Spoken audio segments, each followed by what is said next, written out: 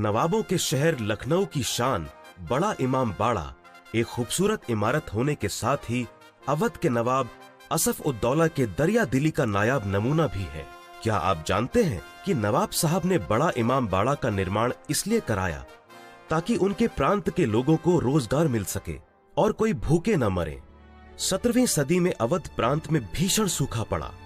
एक लंबे समय तक पड़े सूखे का असर ये हुआ कि लोगों की खेती बाड़ी पूरी तरह से चौपट हो गई। बहुत से लोगों के पास न खाने को अन्न बचा, न ही कोई रोजगार का कोई साधन। जनता को इस परेशान हालात से निकालने के लिए शुरुआत में बिना इमारत के किसी नक्शे और प्लान के नवाब असफ उद्दौला ने सन 1785 में इस इमारत के निर्माण का काम शुरू किया। मकसद ये था कि सभी को रोजगार मिल सके, लेकिन समाज के गणमान्य लोगों के लिए दिन के उजाले में मजदूरी का काम करना उनके शान के खिलाफ था। ऐसे में यह प्रावधान रखा गया कि आम जनता दिन के उजाले में इमारत की मीनारें बनाकर तैयार करे और रात में कम रोशनी में प्रांत के गणमान्य लोग इन मीनारों को तोड़ने का काम करें।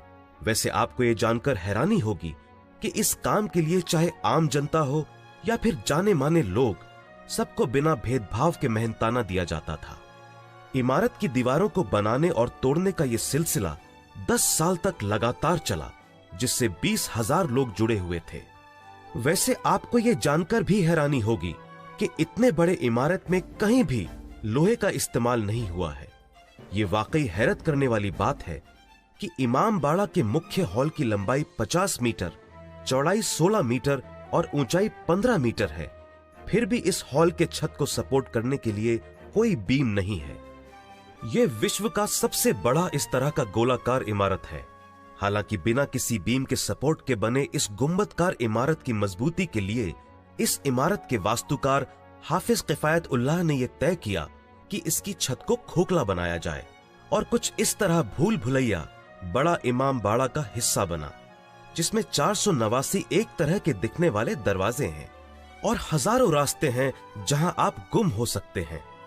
भूल भुलैया के गलियारों को खास तौर पर खोखला बनाया गया और मजेदार बात यह है कि लंबे लंबे गलियारों में अगर एक छोर पर कोई बात कही जाए तो दूसरे छोर पर खड़ा इंसान उसे साफ साफ सुन सकता है। भूल भुलैया की दीवारों के बारे में कहा जाता है कि इनके निर्माण में उड़द की दाल, बड़ियां, चावल की लुगदी और बेल का गूदा जैसी चीजों का भी इस्तेमाल हुआ है।